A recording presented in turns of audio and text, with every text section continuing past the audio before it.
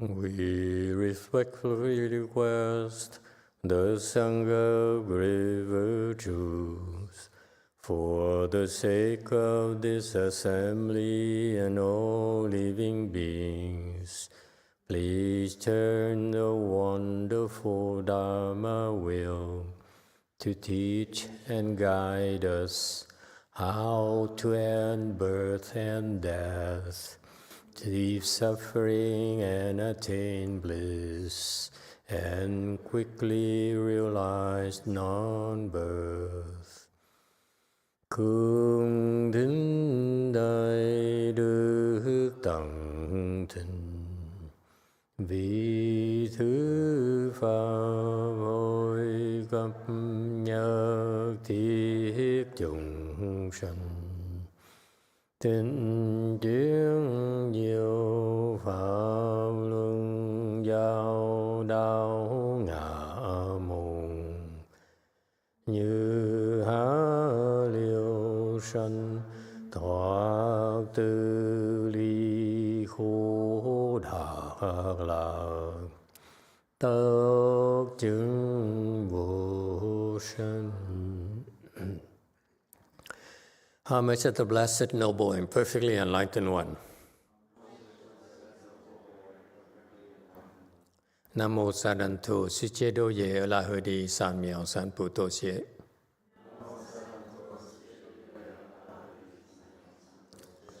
Nam mô Tát Đắc Tha Tô Già Đà Già La Đế Tam Miệu Tam Bồ Đà Tọa.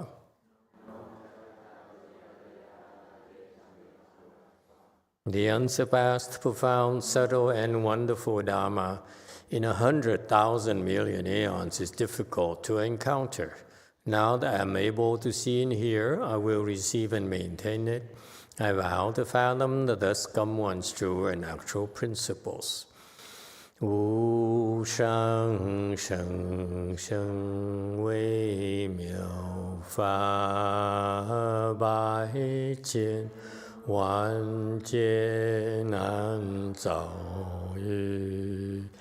我今见闻得受持，愿解如来真实义。O Buddhas and Bodhisattvas, Great Master Qingliang, Great Master YongHua, all good monks and nuns, and all good known advisors of Emitofuo.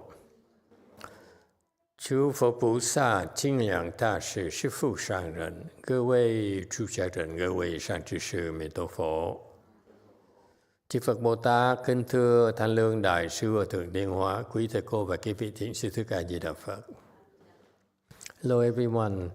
Today is the 24th of March 2024. Thank you all for joining our discussion of the first chapter of the Avatamsaka Sutra. We are on slide 541, near the end of the section that describes the world rulers, the celestial kings who ruled over the fourth desire heaven, or also known as Tushita heaven, where Maitreya Bodhisattva is currently residing, waiting to become a Buddha. Sutra text, though in the world can see his various physical features, thus enters a God happiness like a cow. 种种色相是贤见，此喜祭天之所入。 Okay, 542. The prior slides talked about the fact that the Dharma body of the Buddha is markless, okay, it's everywhere pervasive. This slide here, he says, however, those in the world can see his various physical features, meaning that he makes it so that we can observe, we can see him in person as a Buddha. Okay, and this is one of the attributes of helping others. When you help others, you must go near them. If you give to others, it's best to give it with your own hands. So in the same fashion, Buddhas, when they needed to cross over living beings, they personally go to our worlds and speak Dharma to them.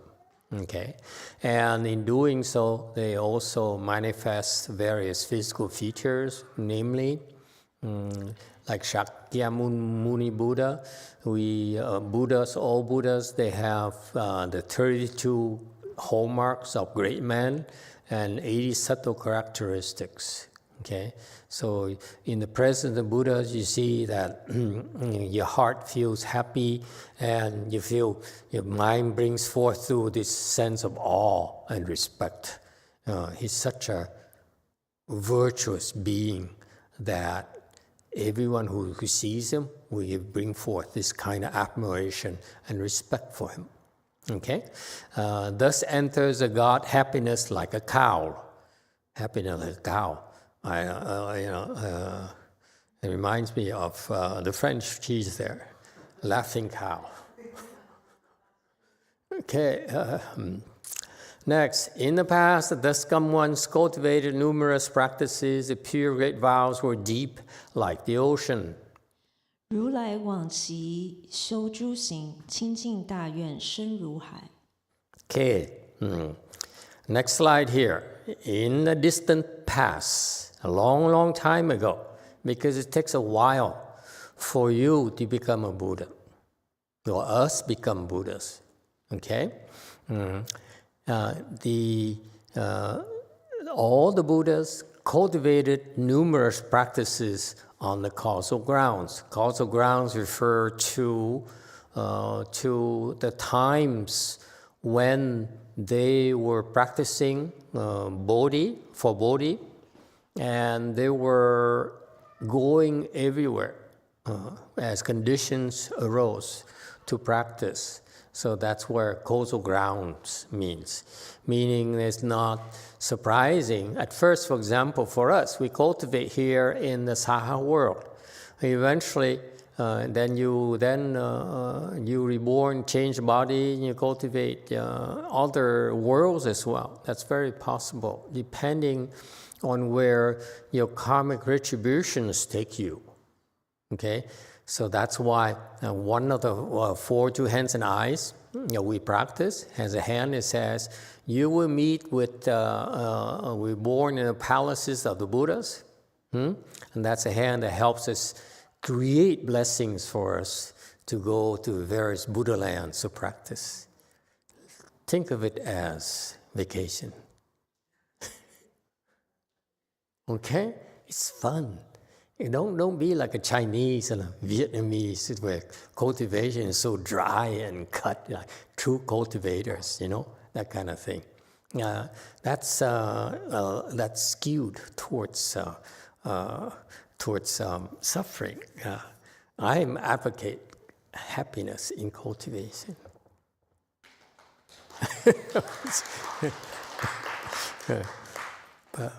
Popular theme, yes. And so, what are the various practices? They practice all sorts of practices, but all these practices all fall under the classifications of paramitas.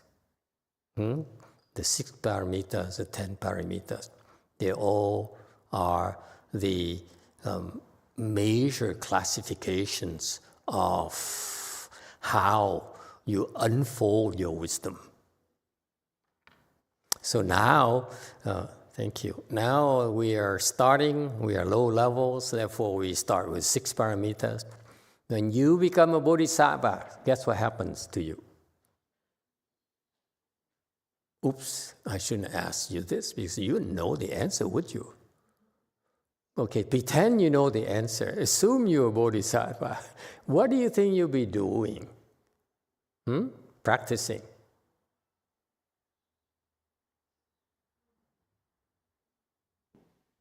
Must be something else, no? Yes. Siete. You'd be practicing more levels of perfection. What? More levels of perfection. More levels of protection? Of perfection. Perfection. So perfection of what again? Of the Dharma. Okay, perfection of Dharma. Which Dharma are we talking about? The true and perfect Dharma. True, perfect Dharma. And does it have a color? Does it have a color? Yeah, I mean. Come on, guys. Thank you. You Okay. should. Excuse me, I'm busy. Perfecting. Come back. Okay, now it makes my day. Hint, hint. Okay, so when you talk about perfecting more perfections, what kind of dharmas are we talking that need to be perfected? We Americans, right? We need to be specific.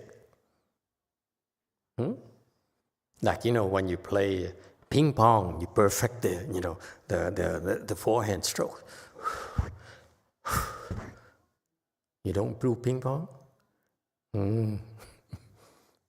Yeah?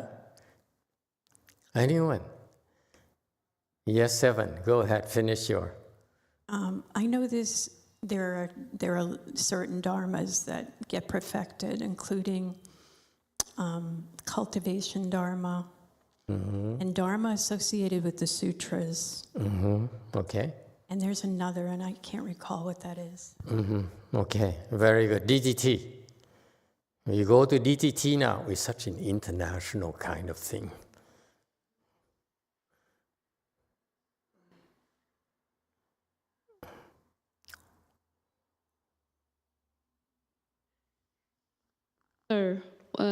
I think the bodhisattvas are continuing perfecting the paramitas. Perfecting the paramitas. Yeah. But don't you have to be able to perfect the paramitas before you become a bodhisattva? You see, people, they're asking already. No, that's what the Mary Jo says, deepen the practice of 6 paramitas and 10 paramitas. Are they the same? No, when we're talking of perfecting the dharmas. Yes. What? They're the same. Sorry, I don't get the question. What are the same? Well, what were we again? I was answering the question of the perfecting which dharma does. So Yeah, which dharma are you perfecting? Are they perfecting? that's what I was saying, the paramitas. The paramitas? The bodhisattvas are perfecting the paramitas? Is that what you're saying? Yeah, I think they're still practicing the paramitas. But my question is, didn't they have to perfect the paramitas before they become bodhisattvas? I think that different mapping to different level. Like the first ground bodhisattva is supposedly perfected the giving, and then second one is precept, and so on and so forth. So they may have perfected certain level, but not the advanced levels. Very good. Okay, that's precise. Yes, 6. Thank you, Master. I think there's 2 things that come to mind. If I imagined what I would do on day 1 of becoming a bodhisattva. Okay. If I was a ping pong player, which I am, I would cultivate the dharma of inconceivable forehand serve. It's getting deep. Real deep. But with farming in my family's background, I think I would also cultivate the dharma of planting innumerable blessings. It sounds profound, but it's not that profound. Okay, yes, 1. Dạ, Nam Mô Di Đà Phật Thầy. Kính chào Thầy. Dạ, con nghĩ rất là đơn giản, đó là muốn thành một Bồ Tát thì phải đi phục vụ cho chúng sanh. Trước tiên là phải phục vụ và phụng sự cho tất cả chúng sanh để được viên mãn cái Bồ Đề đạo của mình. Dạ, Nam Mô Di Đà Phật.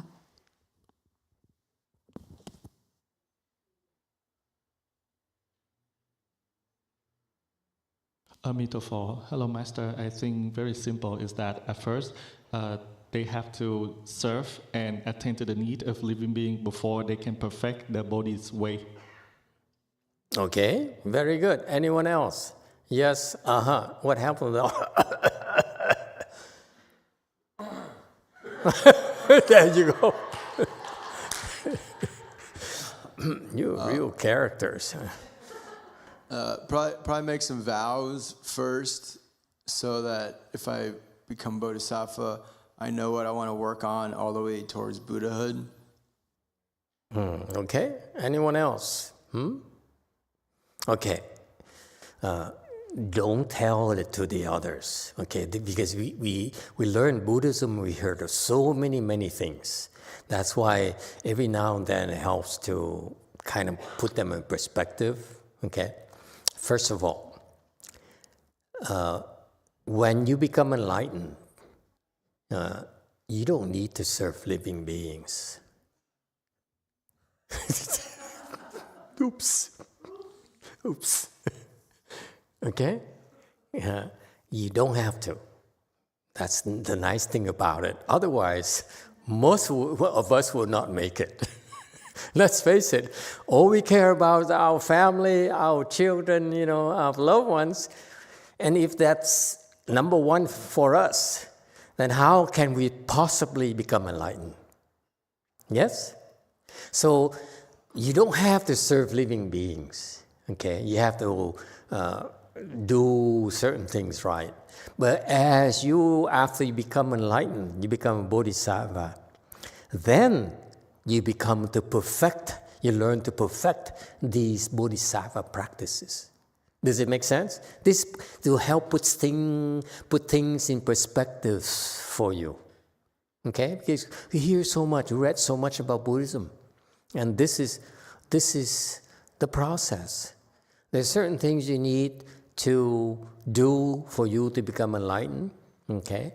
And then once you become enlightened, that's when you are taught to learn how to serve others, to serve living beings. All right? More and better. Does it help? Okay? So that's correct. Meaning that you can be very selfish, you can be not a good, very pleasant person most of the time. Okay? But you still can become enlightened.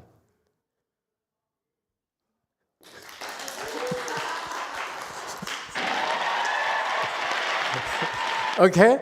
There's hope for us. Okay? Because otherwise, we'd have no chance whatsoever.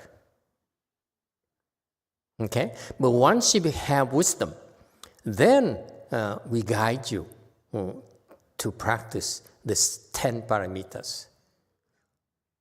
Okay? First paramita, first ground bodhisattva, they come to the world, to this world, to practice giving. They will keep on giving and giving until they perfect it.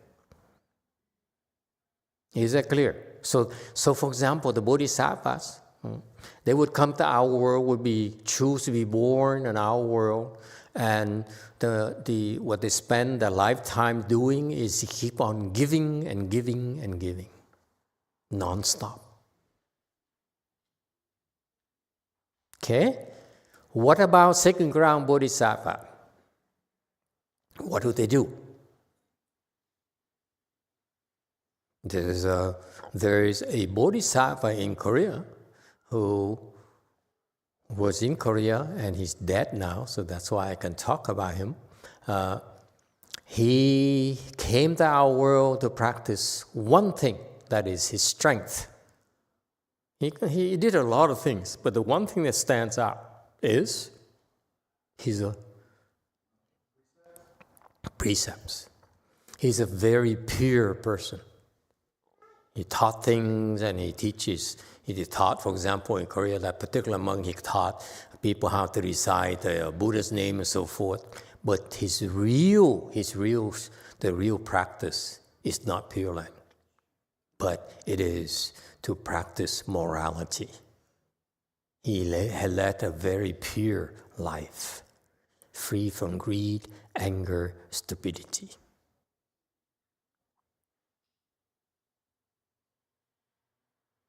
Okay? Number 3. Yes. What's number 3? Third ground bodhisattva. They come in our world to do what? 7. To learn patience, to endure what cannot be endured. To practice patience. And so forth. You see? So that's why it's amazing, because you see how the depth of our practices.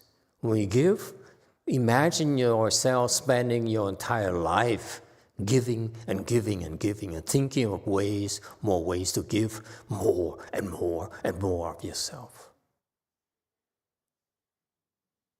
Okay?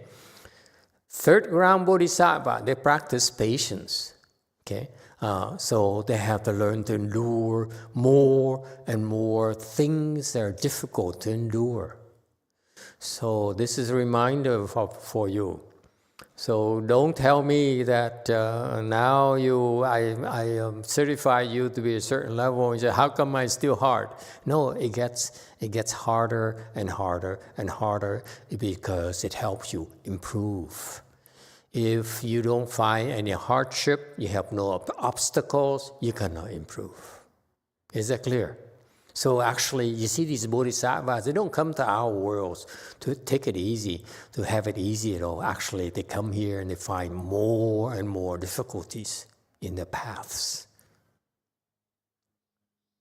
So those are, so the 10 ground bodhisattvas from 1 to 10, they practice, they tend to perfect the 10 paramitas. So for example, on the 4th ground bodhisattva, okay, they practice vigor, yes? Meaning that they come to our world and practice vigorously. They don't rest and they try to do this, try to do that, without relentlessly, okay? And after that, they die, and then what happens? They come back again and practice again the patience paramitas until they deserve to be promoted. We're tough, you know. We're a lot tougher than the armed forces. It's not like the armed forces, you kiss up to your commanding officer and you make it, you know, and they pull you up. No, in the bodhisattvahood, it's very tough. You have to pass the grades, and then they give you tougher and tougher assignments.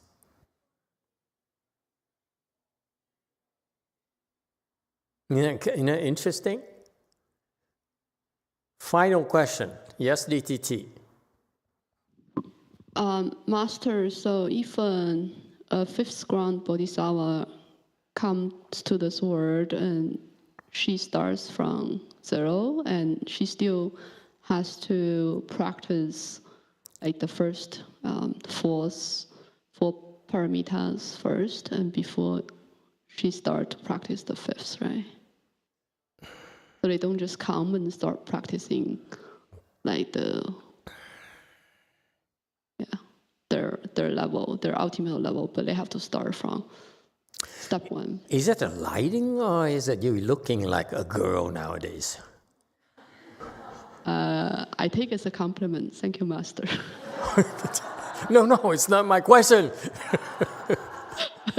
It's the lighting, I guess. It's the lighting, huh? It's strange. Anyway, where were we again? Yes, it turns out that when a bodhisattva is born in our world, they're just like us, confused like heck. Okay, they fought with their parents. They would not listen to their parents. They take drugs, and and they get pregnant and all those things. I mean, excuse me, I'm not advocating that. Okay.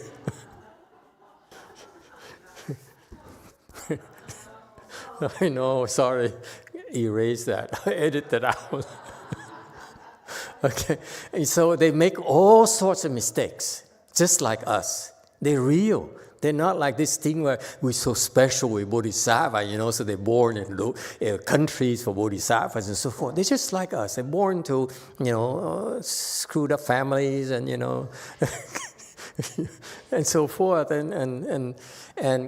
But what happened is that their blessings are such that they're protected by their own blessings. Remember, they're like fifth ground bodhisattva. So they have, what it means is that when you certify the fifth ground bodhisattva, that means that you have the blessings of the fifth ground bodhisattva. You're untouchable. Yeah, you like stainless steel.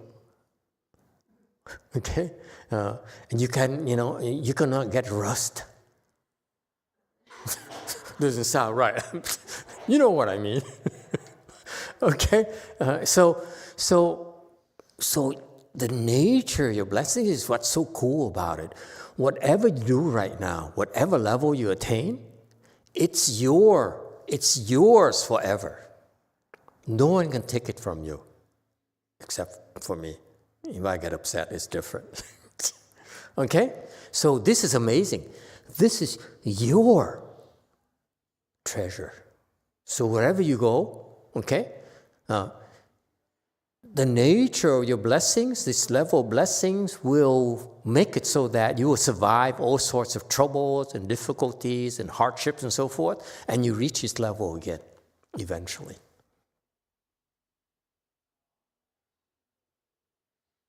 So that's your treasure. Not the money in the bank accounts, not the money in your stock indices. No, this is your real treasure is this, that you take it with you everywhere you go. Whatever body you take is still this level of blessings. That's why, for example, I'm not saying it's this thing here is a bodhisattva. You heard of the story of a lady in New York who died? Rich lady who died, who left 20 million to her cat. She's got to be a bodhisattva. Isn't that funny? I mean, imagine what we can do with 20 millions. See? Got to be a bodhisattva cat. We don't have 20 million, let's face it. Okay, so that's why, yes, you will be guided, you will be protected no matter what happens, and you eventually reach its level again. Okay, when you reach its level, then you naturally will be reminded to continue to practice samadhi. So you and so forth. Yeah, cool. So this is why people from the Pure Land, they send here. Amitabha Buddha send them here. Okay? And because they have the blessings over there, so when they come here, still the blessings here. So they will be brought to that level again, and they can practice here instead of the Pure Land. That's what happens.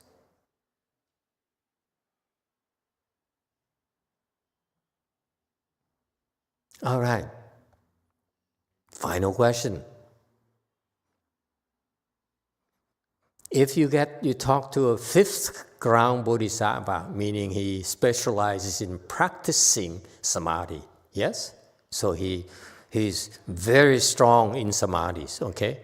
Okay. When he does that, what about the other four? Does he practice them?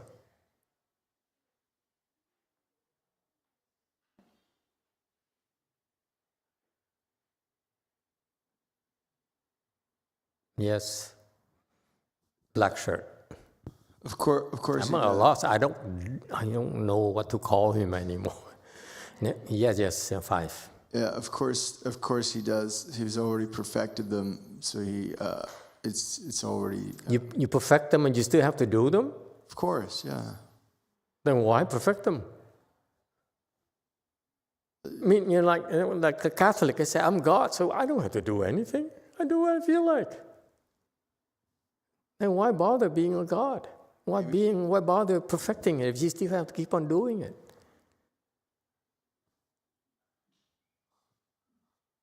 Yes, 6. Thank you, Master, because I believe it would be like riding a bicycle. Once you learn how, it just comes naturally to you. So if you've already perfected the paramita of patience and you're moving to the next, you are patient to be able to do the next as well. Okay, it turns out your 5th level samadhi, you are still doing all 5 paramitas. All 5. You don't simply do one. You do the first 2, 3, first, second, third, and 4th, and 5th. That's what they do. That's why it's harder. It takes longer. You see, once you get up there, it takes a long, long time. Okay? That's why. In the past, that's why it says here in this slide, in the past, they's got to do it over and over and over again. And harder and harder. The giving of the 5th ground bodhisattva is a lot bigger than the giving of the 4th ground bodhisattva. Is it clear? Much bigger.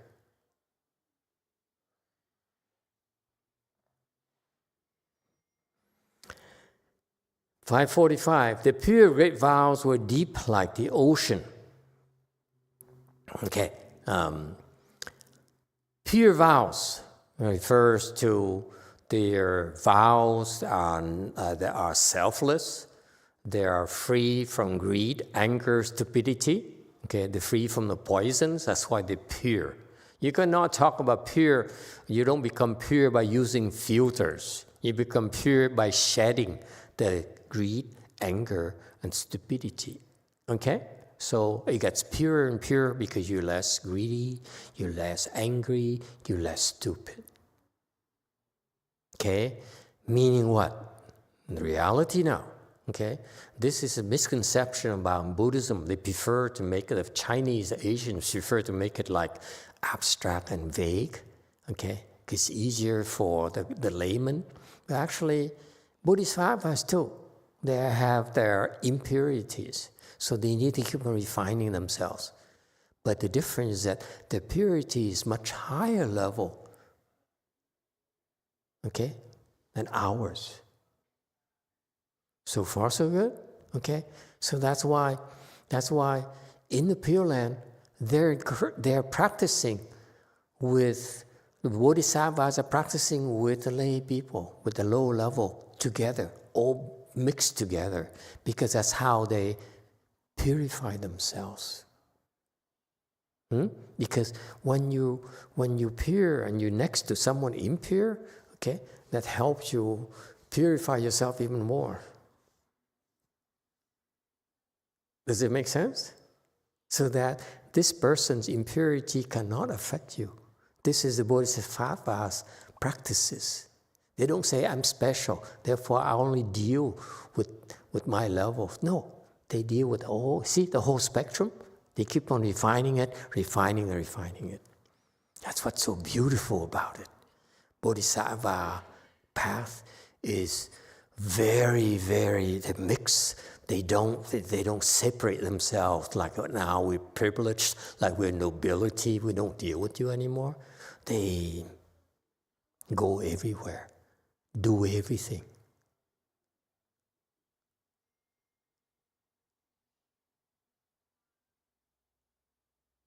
All right? So that's pure. How about great? You can talk about anything you want, but great here, let me simplify it for you.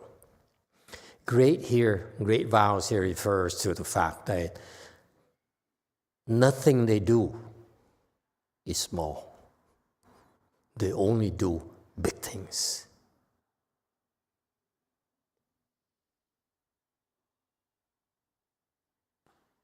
Okay? They don't waste time doing things. Their range, the vision is so big, not tiny. Okay, that's why it's great.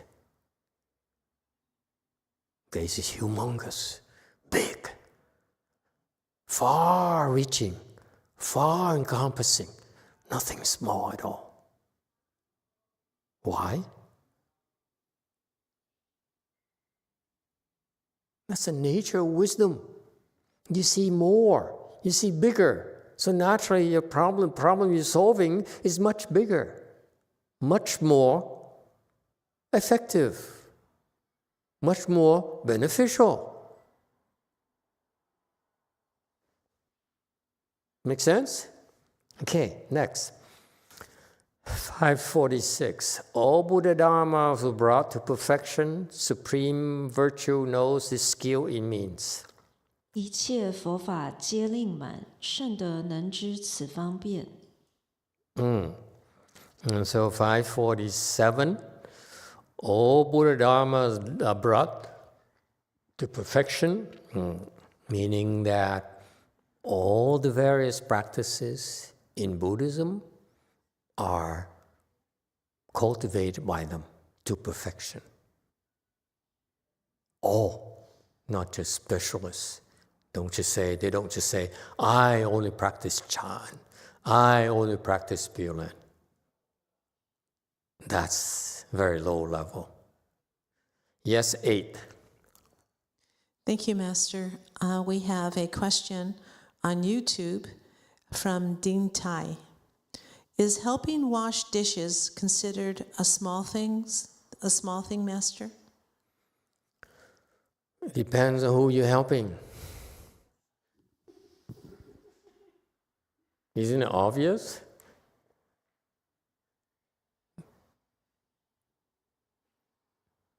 If you help me, it's not the same as helping Donald. Helping a beggar certainly is very small compared to helping the president.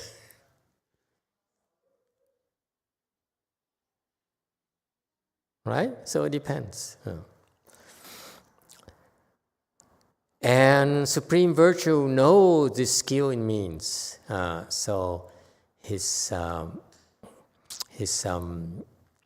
very, very skilled at using expedience to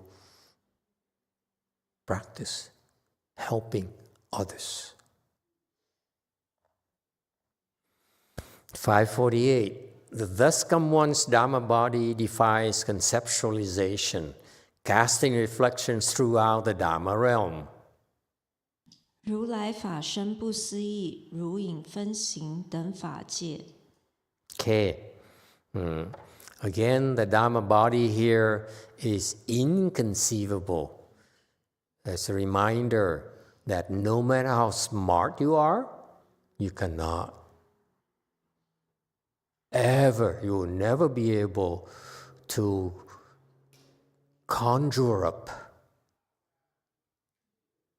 his Dharma body. It's not possible for you. So therefore, imagine, we have a professor here today, so that's why I'm picking on her a little bit. Imagine you're a professor in Buddhology, and you say, I want to be the most knowledgeable person, the expert on Buddhology and Buddhism. Okay? There's one thing they'll never be able to understand is the Dharma body. It's impossible. Intellectually, it's not possible. Okay? So that's why that path of intellectuals or working with the conscious mind has limitations. It has a limit. Okay? And so this Buddha here, this Dharma body Buddha is inconceivable. There's no way for us to conceive of it. Even Bodhisattva has a hard time seeing the Dharma body, the Buddha themselves, let alone us. And what we're learning here as well is that from this Dharma body here, the Buddha has reflections, okay? He's shooting out reflections, okay? Throughout the universe, very much like this moon up there in our skies, okay, reflecting off the water bodies down here. Everywhere there's water, Okay, there's reflection of the moon. Everywhere there's something that the surface can be reflected, the moon is reflected off that. The image of the moon appears. That's how Buddhas function. It's really inconceivable. All right? 550. Everywhere he elucidates all dharmas, the God, quest, and light gain this liberation. 处处阐明一切法，极尽光天解脱门。Everywhere, meaning that wherever anyone is practicing a Buddha Dharma in the universe, anywhere at all, okay? Anyone who practices the Buddha Dharma, Buddhas will appear and to explain, to expound, to elaborate clearly everything. Okay? That's just with Buddha Dharma. He also is able to explain and clarify every single Dharma. This is the Buddha's wisdom. For example, you're a researcher in a lab. Okay? Buddhas can manifest you some sort of manifestation to help you make progress in your research. I have a relative who's in math, and he says that it's a smaller scale. In math, the Indians are very good with numerical analysis. It's the study of numbers. Okay? In their math world, the Indians are experts. They are making advancements and discoveries in numerical analysis. So there used to be an Indian professor who's very, very good in numerical analysis, that the American universities, the big ones, invited him to come over from India to the United States to work on some research papers with a big shot here in the US. So this Indian professor came to the U.S. and with pomp, with fanfare, there's a big banner said, "Welcome, great professor, not ready." The Indians have such long last names, and they make a big deal. They came back and they started research, and after a while, they realized this Indian professor is so plain. He can't really he's not that great. He's not that productive. He doesn't have any real insights at all. So they're curious. They said, "What happened? Clearly your papers, your research paper in the past are incredibly insightful. Okay, so what happened?" They couldn't figure it out. And so the Indian professor, was let down, so he went back to his country with back to India again with how much achievements. And then, so they found out later. So before he left, he confided to his buddy here in the U.S. They asked him, "What happened? What happened? How come you're so productive in India and not here?" The Indian professor says, "Oh, it's because when I was in India, every time I had to do research, I prayed to an Indian god. And the next day, I have these discoveries, these insights that came from I don't know where." So every time he needed to produce in India, he prayed to an Indian god, Shiva, Vishnu, whoever it is. He didn't tell exactly. Okay, that's how he made his research. But when he came to the U.S., the Indian god refused to come to the U.S. Says, "They don't have curry there."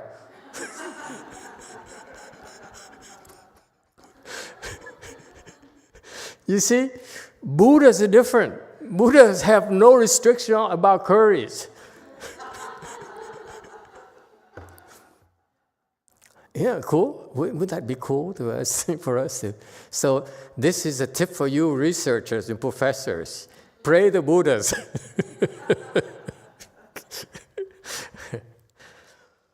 Excuse me. The God quest and light gained this liberation. He awakened to this principle. Okay? 552. Sentient beings are fettered and covered over by karma and delusion. Prompted by pride, arrogance, and indulgence, their minds drift and wander. 众生业惑所缠缚，骄慢放逸心驰荡。 Okay. 553. Sentient beings are fettered and covered over by karma and delusion. Not just sentient beings, this includes boys as well. Yeah? Fettered, the bound. Okay? Fu, chan is bound. Okay, fettered, okay, like feathers. So you bound. Okay? And covered over. Fu. The fu, the nature of fettered is that you cannot move. You don't have the freedom of movement. Okay, you're restricted. And fu is, so physically you're restricted, and fu is that over your head. I mean, Chinese-speaking people, you can correct me. Okay, I'm pretending to understand your Chinese language, but I don't. It just sounds good, but you know. Okay. The fu is that it's like the clouds covering up. Okay, like today, for example, it's supposed to be very sunny, but there's a cloud cover, so that it's not as clear, as bright as it's supposed to be. Okay, how is that? Because of our karma and our delusion. So we are bound, we are covered up, we cannot see clearly because of our karmas and delusion. What karma are we talking about?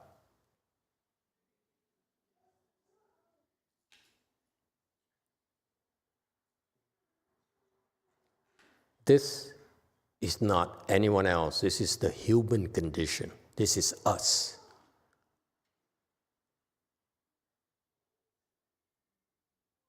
Okay? What karmas? We do things to bind ourselves and to cover ourselves up. Example, please. JMT, XS2, give me an example of what you do that creates, that binds you and covers you up.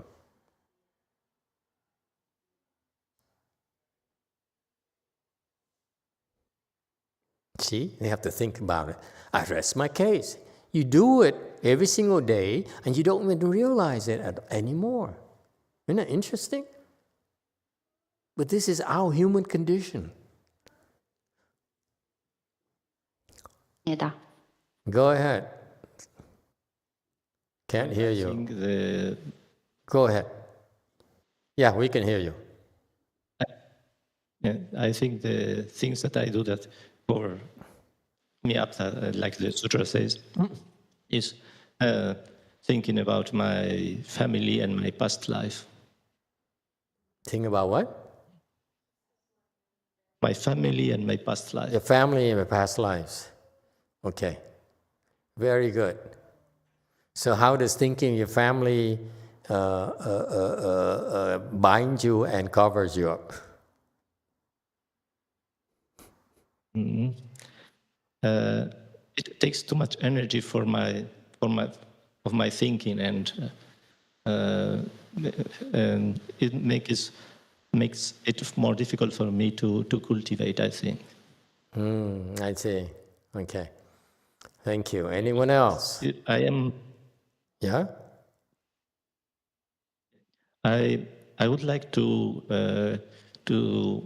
think about more people and not only about the people that I care. And I think I am very limited by this reason.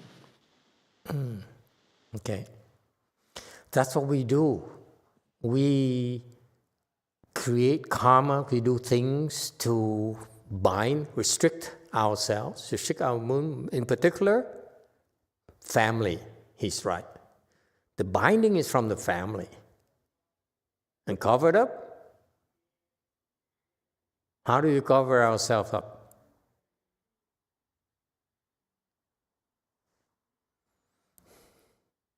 Black key. Yeah, black key.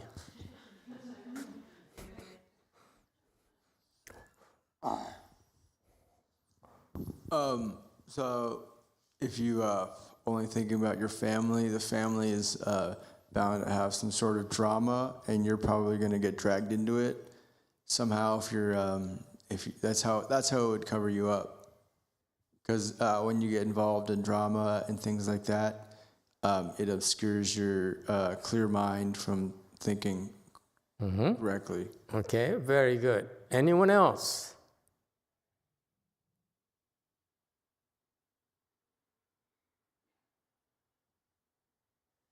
Continue. I was gonna give you a different answer to what fetters and covers people up. Yes. Kind of blindly following political ideologies. Are you Republican or Democrat? We talked about this before. We did. Yeah, but I think if you follow everything that one side agrees with, kind of blindly, then you're binding yourself to the ideology and obscuring yourself from making your own decisions and thoughts about how your own political thoughts. I'm being in good mood. I will not give anyone a hard time today. I want you to have a good last image of me. Yes, 6. Thank you, Master. I'm going to go there. Please stop me if you need to. Imagine that you were helped by a very powerful person, or your family was helped. Let's say John McCain, for example.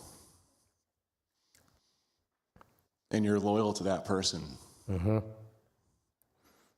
The Vietnamese are very loyal to John McCain. They helped the Vietnamese a lot. Yes. Yeah, he was a great patriot and helped a lot of people. Mm-hmm. Not just the Vietnamese, that's correct. And then this John Saha McCain world, is a Democrat, right? You know, I think that's part of the point. So the thing about the Saha world I've experienced in my short time on it is things change. And if you stay attached to the way things were and the people who were, you cover yourself up from what you're experiencing right now. Good point. Anyone else? How do you cover yourself up?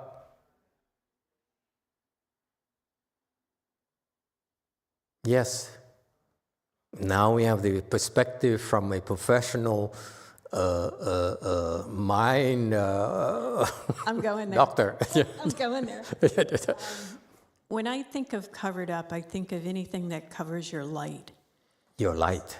Uh-huh. So yes. engaging in negative preoccupations or worries that take your mind into dark places and listening to those worries and thoughts. Very good. Mm-hmm. Excellent. Mm-hmm. Ideology, shall we say? Would that be a cover?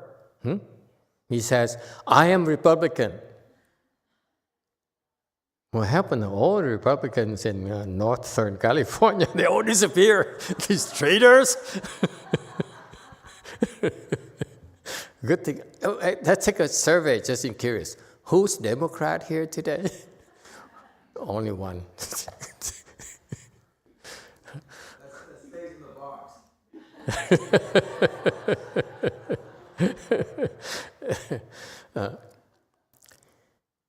You cover yourself up with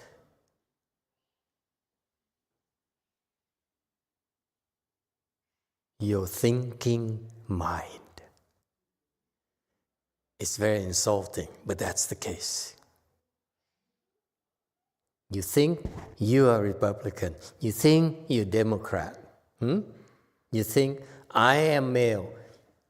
You see, all those thoughts here, every time you think, you're covering yourself up. Is that too much? So therefore, those Catholics who think they're Catholics, I rest my case.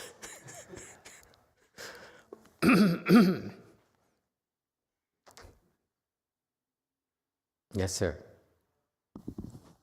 I also definitely have this problem with, or definitely had it, especially like, I think a lot of kids have that, like you want something for Christmas, like maybe a game or like a PlayStation or something, and that's the only thing you can think about, and then that's the first thing that binds you. Yes. Right? Yeah. Yes, that's it. And my life is meaningless unless unless I get it. Yeah, exactly. Then you go to school and that's all you can think about. You can't focus on your classes, things like that, and that's the only thing on your mind. I'm talking specifically like a child during like Christmas time, right? And the only thing they can think about is going home and that thing that they're gonna get, right? And I think people carry that into their older age as well, where they're like really greedy for something, and that's all they can think about, and they start making mistakes, doing the wrong things, because that's the only thing that's on their mind, is very binding. So now we talked about it. What can we do?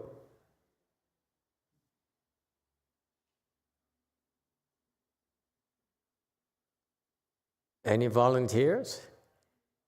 Those who found yourself bound or covered up, now you realize you have such issues, such problems. What are we supposed to do?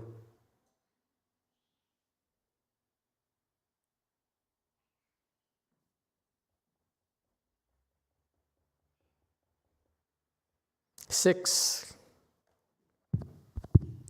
Thank you, Master. I believe one option is to drop those thoughts. Drop those thoughts. All right. Anyone else? Yes, Bosco.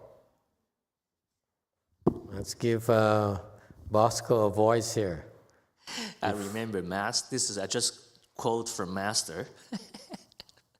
So Master used to say, if I remember correctly, is Master said, think less. Think less. Okay, very good. One, you will not make money doing that. Yes. Dạ, kính thưa thầy, không biết câu chuyện này có đúng giống như bữa sáng hôm nay tụi con trên đường đi đến chùa thì có một chiếc xe chắn ngang chạy trước mặt xe của tụi con, và từ đó chạy chậm, rồi có lúc thì cũng như là lạng, cũng như họ chạy mất cái thăng bằng hay sao không biết, mà cứ lách qua lách lại. Xong lúc đó thì con suy nghĩ, con thì không có sân, nhưng mà giống như con có một cái suy nghĩ rằng kêu Thùy thì đi sang qua một cái lane khác. Nhưng mà sau đó con bắt cười, con mới nói với Thùy là theo ông, trước tiên á thì mình thấy chiếc xe này như vậy, xong mình sẽ nổi một cái cơn sân lên, là nếu mình không có control được á, mình sẽ nổi một cơn sân lên. Ủa cái người này là ai vậy? Tại sao phải chạy trước mặt mình, sao chạy kỳ vậy? Rồi mình tiếp tục những cái suy nghĩ khác. Và sau khi mình pass qua chiếc xe đó rồi, mình sẽ quay lại mình ngó cái người đó là ai. Cho nên con nói với Thùy, cái mới đầu nó có một cái thinking trước, rồi nó thinking cái thứ hai, rồi nó suy nghĩ cái thứ ba. Nếu như mình không có phải một cái người mà giống như là mình không có nhiều chuyện á, giống như mình không có nhiều chuyện, không có cái ngã mình không có cao á, thì mình chạy ngang qua rồi thôi mình cứ pass rồi, không nhìn, nhất định không nhìn nữa, thì cái đó là cũng như là một cái mình stop được những cái suy nghĩ của mình, thì lúc đó cái tâm mình đã được bình lặng hơn. Còn nếu như mình cứ suy nghĩ và mình sân si đối với cái người đó thì cái tâm mình nó sẽ bị rối loạn lên, thì cái sự thanh tịnh của cái tâm của mình sẽ mất. Đó cũng là một cái sự mà trói buộc cái tâm mình lại, làm cho mình bất tịnh. Dạ, A Di Đà Phật. Very good.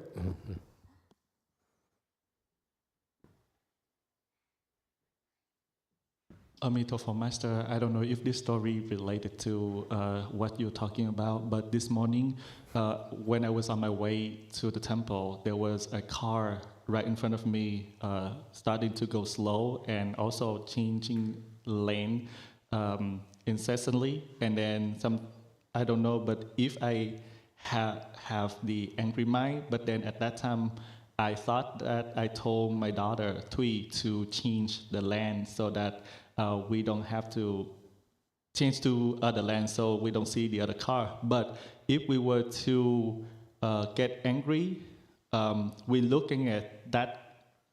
After we pass the car, we turn around and look at the driver, and then one thought gives rise to a second thought, third thought, and it's just continue incessantly.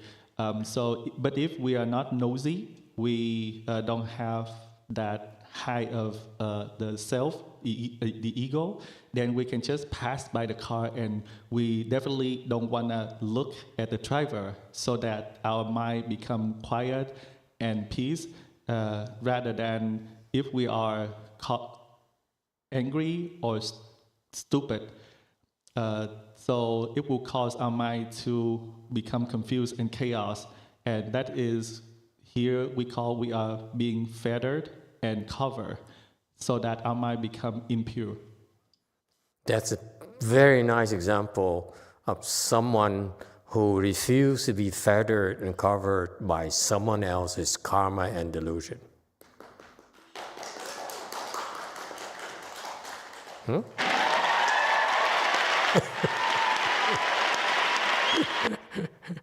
Very good. There's wisdom there, you see. So just my conjecture is that if she passed that driver and looked back, she would have found out that person is a Republican.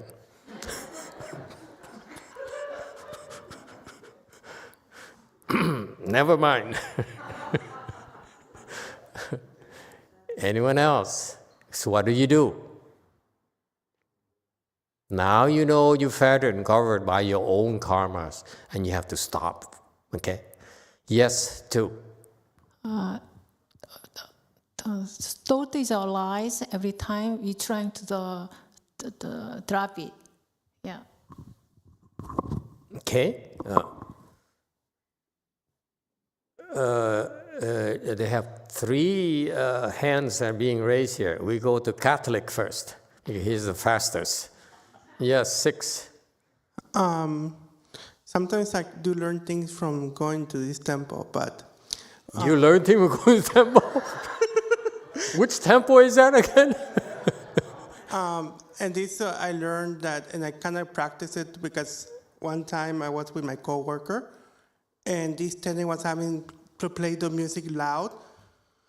We got his attention, and he wanted to fight my coworker, and my coworker wanted to fight him, and I told him, dude, just drop it.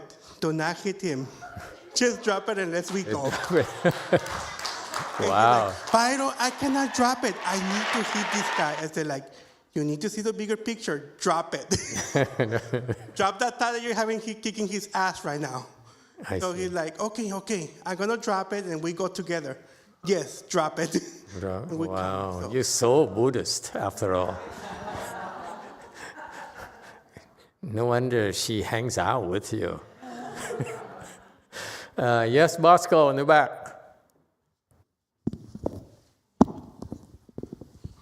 So I will do a kind of like a hua tao, but it's more as instead of reciting Emitofuo, I will just reciting, I'm a loser.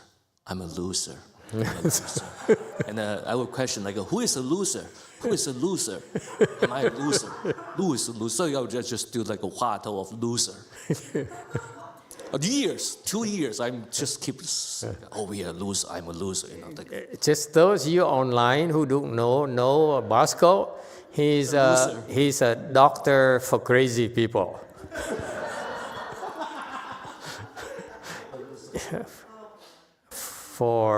Have been a doctor for crazy people for a long time.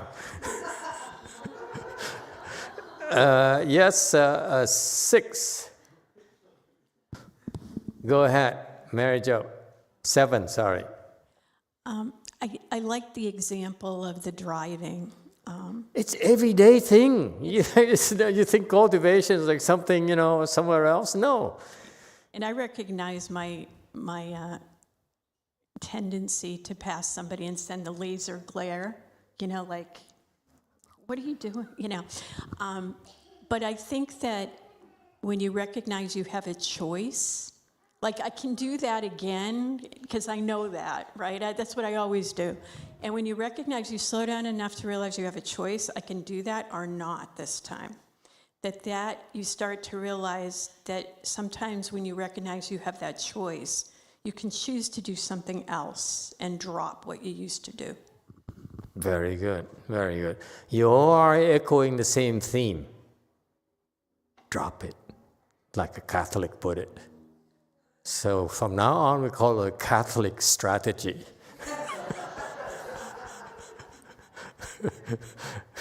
Do it like the Catholics. Drop it. Yes, 8. Thank you, Master. We have a question here from Empty Mirror. I think that's Alex. But anyhow, he says, Master, what is the difference between running away from our commitment and dropping a thought? Sometimes I only feel peace when I think of running away from something hard, but that doesn't seem healthy or correct.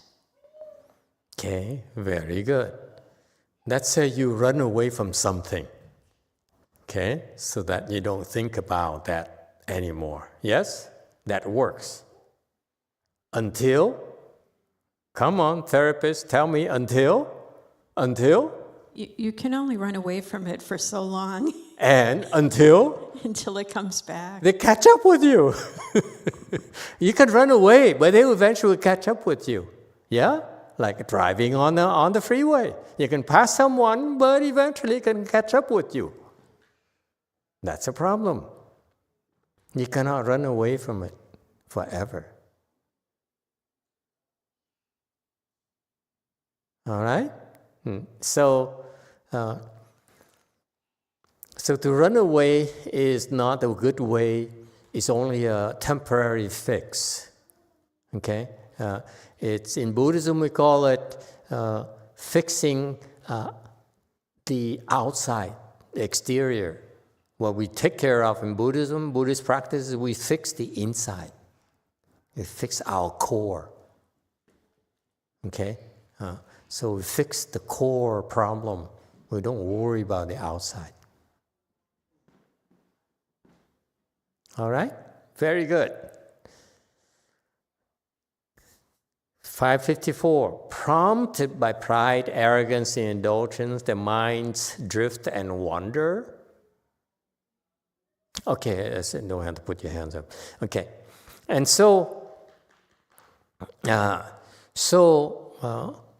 yes, JC.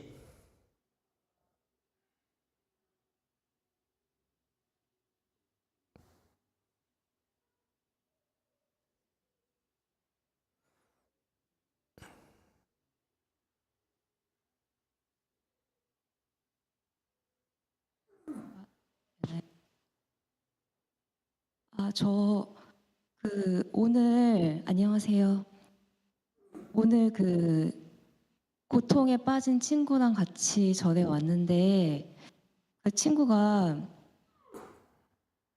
그 친구를 돕고 싶은 마음이 너무 커서 제가 거기에 좀 집착하고 있다는 거를 좀 느껴가지고 질문을 드리고 싶은데 그 친구의 문제를 들었을 때 제가 답을 줄 수가 없는 그런 문제였고, 근데 그 친구가 많이 힘들어해서, 근데 제가 이제 부처님의 법을 만나고 많은 고통이 해소된 것을 알고 있기 때문에 제가 뭐라도 해보고 싶다. 그 친구가 저한테 그렇게 말했거든요. 명상도 한번 배워보고 싶고 같이 한번 절에 가보고 싶다라고 해서 오늘 이제 4시 반에 여기까지 왔는데, 근데 잠깐 앉아 있다가 이제 화엄경 강설이 아무래도 어려우니까 자기는 이제 차에 가 있겠다 하고 이제 잠깐 자리를 피했는데, 근데 이제 끝나고 나서 같이 명상을 배우기로 했는데, 제가 걱정하는 것은 제가 돕고 싶은 마음이 너무 커서 좀 망칠까봐, 이것을 망쳐버릴까봐 좀 걱정이 됩니다. 그러니까 친구가 부처님의 법을 만나고 고통을 덜었으면 좋겠는데 제가 현명하지 못해서 좀 오히려 이렇게 멀어질까봐 배우지 못하게 될까봐 그게 좀 걱정이 되거든요. 그래서 그 마스터와 여러분들께 어떻게 하면 좋을지 좀 조언을 구하고 싶습니다. 감사합니다. I'd like to ask these questions to Master and other Dharma brothers and sisters.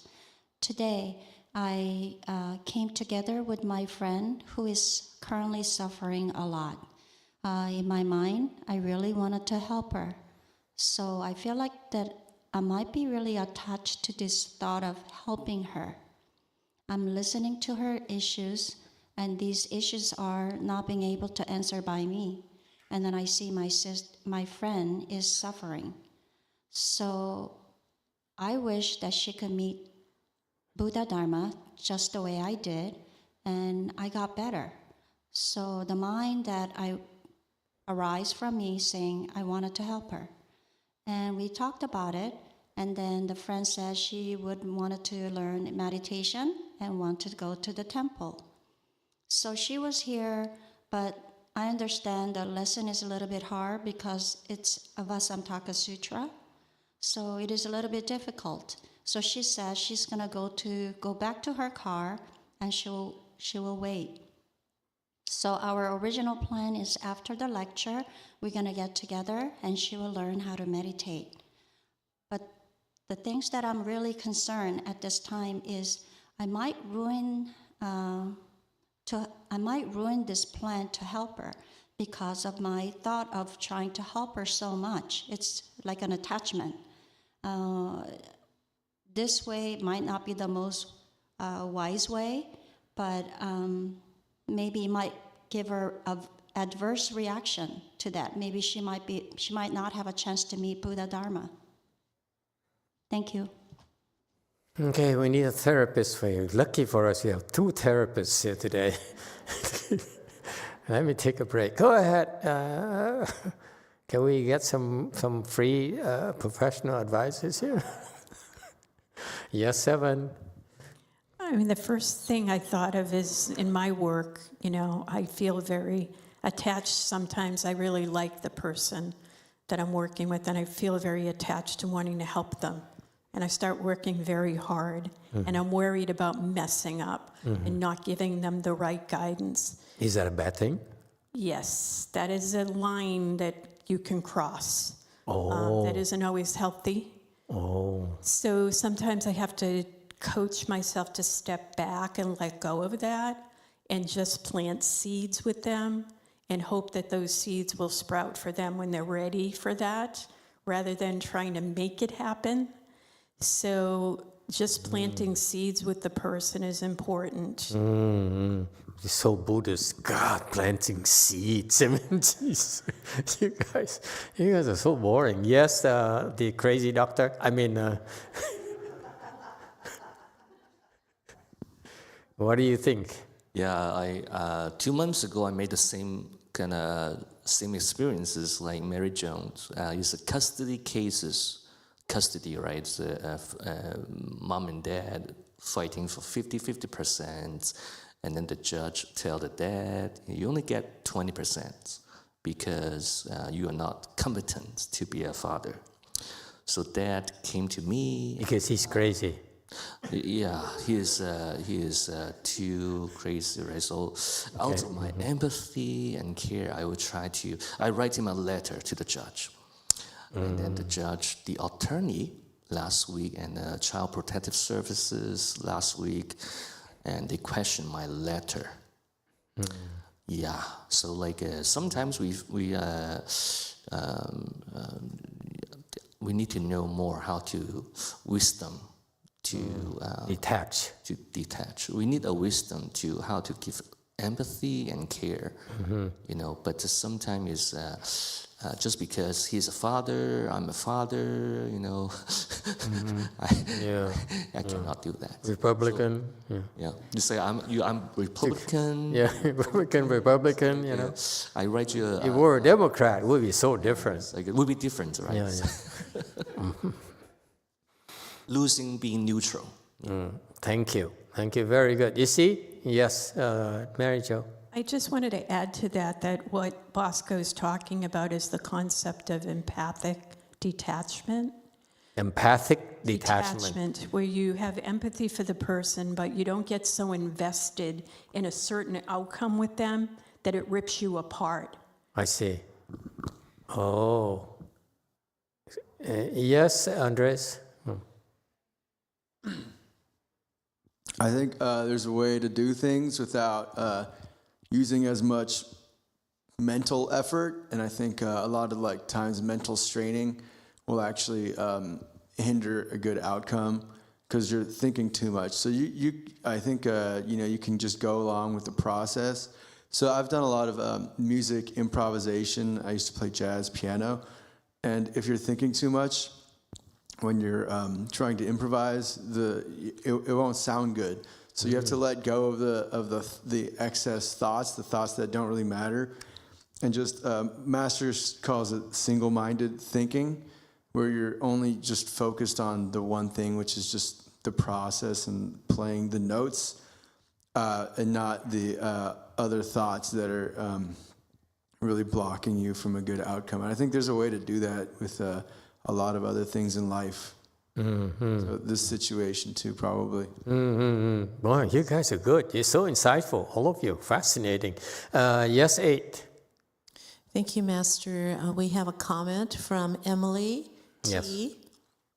Help her by giving her blessings. She doesn't need to know. Very good. Yes, another one? I was just going to finish the rest of it. You can get a plaque for her instead of feeling the need to make or persuade her. Okay, JMT.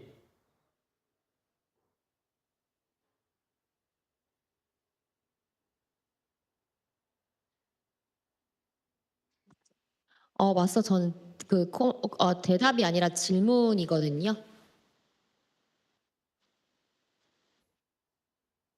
들리세요, 세라니? 저는 대답이 아니라 질문이에요. Master, this is not an answer. This is actually a question. It's from Jumi.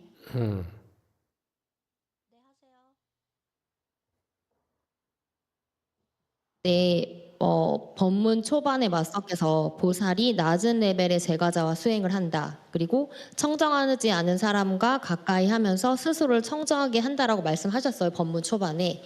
세라님 한번 끊을게요. So at the beginning, Master mentioned about bodhisattvas cultivate together with lower levels cultivators. And at the same, he's able to make himself more pure. 질문은 보살이 청정하지 않은 낮은 레벨의 제가자와 함께 수행을 하면서 어떻게 보살 스스로를 청정하게 하는지가 궁금한 거거든요. 뭐 예를 들면 뭐 청정하지 않은 사람의 그런 걸 인욕하면서 스스로를 청정하게 하는 건지 아니면 도와주면서 청정하게 하는 건지 구체적으로 어떤 걸 수행한다는 건지가 제 질문입니다. So when you said that, I'm just wondering what kind of practice they do that they make themselves more pure. Is it something like they're practicing patience, or are they trying to help them? I'd like to know what type of practice they do. They reduce the thoughts of anger, greed, stupidity. That's how you purify yourself. All right? Still more? Okay. 그러니까 결국에 그러면 이제 당연히 그러니까 당연히 참진치가 일어나는데 그럼 결국엔 인욕을 수행하면서 청정하게 한다라고 그렇게 정리를 하면 될까요? So if I may summarize, eventually by practicing greed, anger, stupidity, is this something they're practicing patience?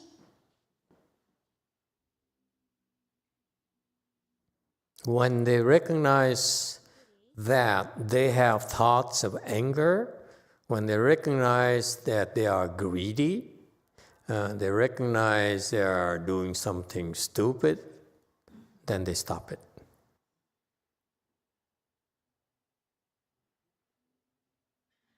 That's a difference. That's a distinction between practice versus theory. See, monks and nuns like us, like me, we learn to tell you about theory. You say, that's greedy, that's stupid. But what we're discussing today from all of you, you're talking about what you do about your stupid thoughts, what you do about your angry thoughts, what you do about your about your greedy thoughts. That's what's going to help you open your wisdom, not talk about the theory, not talk about the principles, what you should be doing versus what you're doing about it. Yes, 6. Thank you, Master. I would like to say thank you to our global audience tuning in today from both Korea at the Way Places here in California, and especially on YouTube. I think in the context of this discussion, I wanted to highlight a comment from Bhante Verapanyo. Bhante says, I am grateful to know about the Master, and I bow to the great Master. His comment is give, and I would like to celebrate, as this is Bhante's first ever super thanks on our live stream, and he gives a super thanks of 100 euros. Thank you, Bhante. Oh, wow.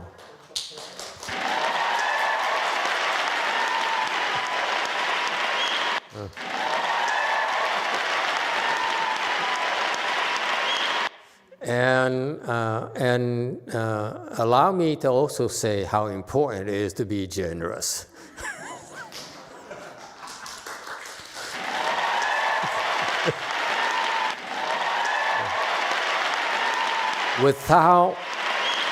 without being prompted.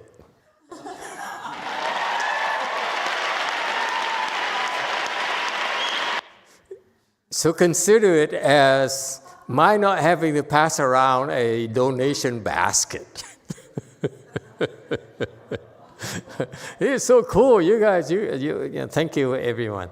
This is to me, we're getting to be our Dharma session is becoming so interesting because you're all speaking Dharma from your perspective. And this makes the experience so much richer, so much more multifaceted, and so much more international. So cool. Thank you very much. Yes, JMT.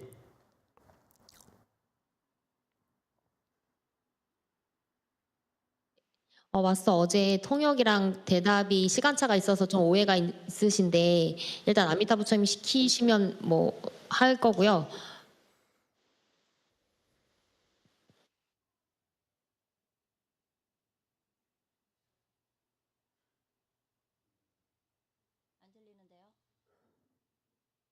네, 들리셨나요, 세라님? 다시 한번 얘기해 주세요. 아, 네.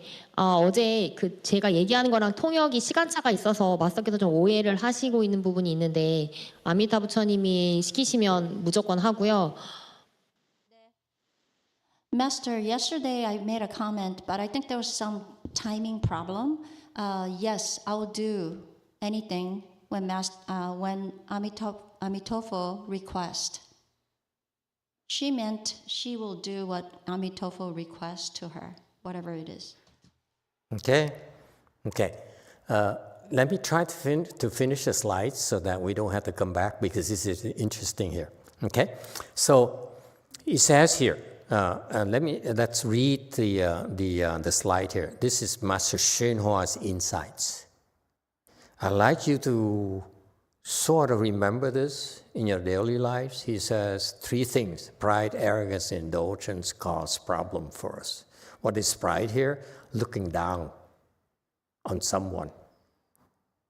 Okay? Arrogance, someone, not everyone else. If you look down upon anyone at all, that's pride. That's not welcome. Okay? Arrogance is that an attitude. You have a bad attitude. Okay? And in the self-indulgence is that you don't follow rules. This is so insightful from a Chinese perspective. Okay? When you have such attitude, colored by pride, arrogance, and indulgence, your minds will drift and wander. This is the wisdom from the Buddhas, folks. Think about it. The Buddha says, don't go very far, don't look very far, look at yourself. You have pride, you have proud thoughts, arrogant thoughts of self-indulgence. Okay? If you have such thoughts, then look closely. Your minds are drifting and are wandering. We are scattered. Isn't it interesting?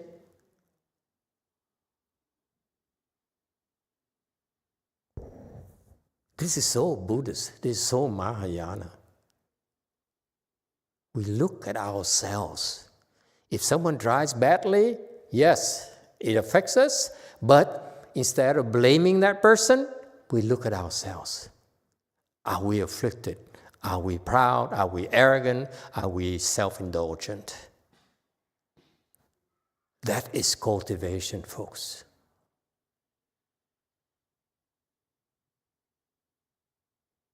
Okay? This is what separates Master YongHua's Dharma, Mahayana, with the rest of the Buddha Dharma, because we look at ourselves. Okay? Are we afflicted by pride? Are we afflicted by arrogance? Are we afflicted by self-indulgence? Because if we are, look closely, we are scattered.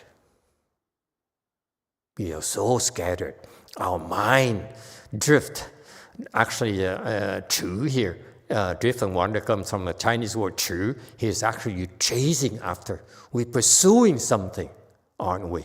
And then tang here is we agitated and we are chaotic. That's what happens inside of us.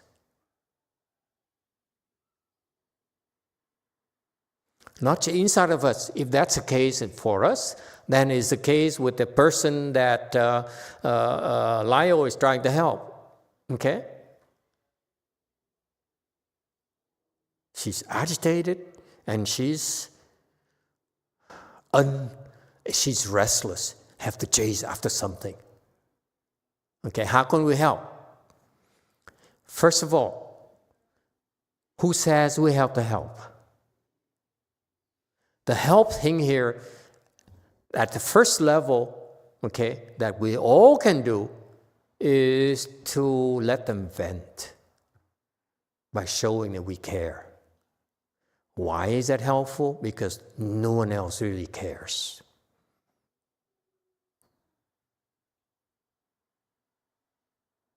Okay? You don't need to solve problems. Okay? There's a touch of humanity where someone's in trouble and we say, I care. I feel your sorrow. I feel your pain, your suffering. I care. You can vent on me. You can cry in my shoulders. That's all you need to do to help. Because it gives them relief. It allows them to release their angst, their afflictions. This is what therapists do, by the way. I feel they let them sit on a chair, sit down on a comfortable chair, lie down on a couch, because it allows them to vent. Doctor, I think I hate my mother. It's venting, and that release there is so helpful. And when you allow the release here, then they become normal, that they can listen, they can fix their own problems. You're wrong in assuming you must fix people's problems. I believe in allowing them to vent, okay? Provide relief for the pressure, internal pressure, and when they see clearly, they can fix it themselves. We don't have to help. And that's the attitude, folks. I know you care. I know you're good people, but I ask you to learn to allow people to vent and show them we care. Because it takes a lot of strength to be able to allow them to dump on you. They need to dump their anger, need to dump their anxiety. Your wife needs to let it out on you. Your husbands too.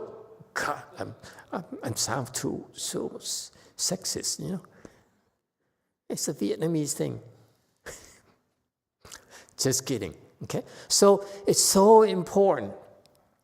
Okay, because you're learning to recognize it, and at the same time you're learning to become stronger so that you can allow them to dump on you, cry in your shoulders, release the pressure. That's what you do in order to help. I submit to you the 2 steps of helping. Number 1, allow them to dump and not be affected by it. It takes a lot of strength, folks. Because you see so much suffering. And in the rules of those pros, they said, you don't go, there's a line you don't cross. That means that you don't get afflicted. Okay? To the point where you overdo it. You try too hard. That's affliction. You try too hard, you are afflicted.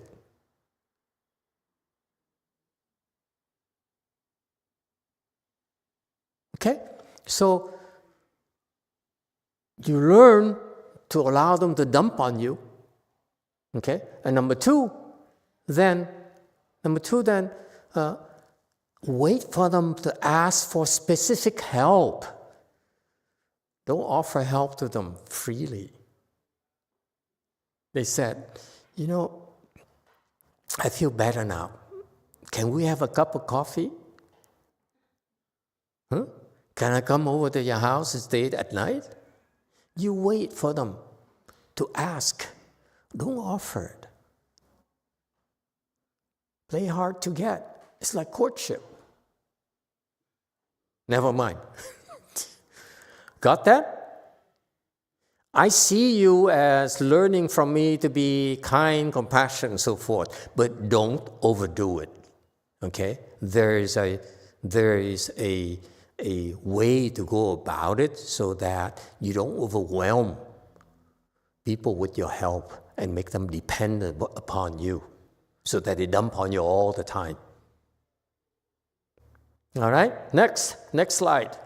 The thus come one speaks still and questions dharmas for them. Good eyes know this from reflecting, and his heart rejoices. 如来为说极净法，善目照之心喜庆。 So we just talked to you about you recognize you have a bad attitude, that you are, what's the first one? Proud. You have a bad attitude and you are self-indulgent. That spells trouble for you. Okay? Because it manifests itself as your mind is scattered. It drifts and wanders. So far, so good. So what is the remedy? First of all, you have to see, it's two-step again. First, you recognize it's a problem, right? Second, Buddha then speaks still in question Dharma Sutra. He talks about chant, how to use self-reflection to calm yourself down. In layman's term, meditation, Pure Land practices, Tantra practices, they all are various methods, Buddhist methods, to help you bring your attention back to your agitation, to your affliction, so that you can calm down.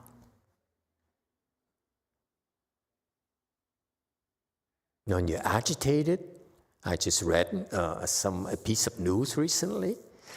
Some therapist wrote on the news, he says, when you're angry, don't vent. It caught my attention right away.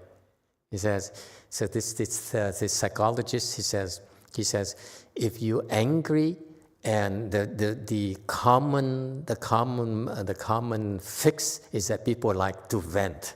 He says, don't vent. Do this instead. Guess what? That's what the recommendation is. Meditate for 15 minutes, 20 minutes. It's much better than venting. And that's what the Buddha is talking about. If your mind is chaotic and scattered and afflicted, cross your legs. You calm yourself down, step further, Emitofuo, Emitofuo, Emitofuo. You calm yourself down even more. Does it help? That's from a person with great wisdom, from Master, the Heavenly King, Good Eyes. Okay? He knows it from reflecting. Chao Chu. Okay? No, not reflecting, but from Chao here is to illuminate. Illuminate what? Looking at his affliction. This is Mahayana wisdom, folks. Look at your affliction. Why am I angry? Okay? By looking at that, you fix it. Ordinary people do not want to look at their anger, do not want to look at their greed. They said, oh, it's okay. Greed is good, like the Wolf of Wall Street. I'm quoting the authority. Okay? So you look upon yourself. Okay? And when you do that, he's also telling you, this is the view, this is the insights from the Mahasattvas and from the Buddhas. His heart rejoices. It fills him up with joy. Instead of being a victim of your afflictions, of your greed, your anger, your depression, you reflect and your heart rejoices. Meaning, enter samadhi. There's an antidote right away. When these people, because Good Eyes is not like us, by the way, mind you, don't think it's that easy, okay? At his level, he says, let me give you a tip at my level, and you can be like that too someday. Okay? When I'm afflicted, okay, I reflect, I look at myself, and I bring joy to my life. Isn't that cool? Oh, never mind. You don't get what I'm talking about. It's okay. The time will come.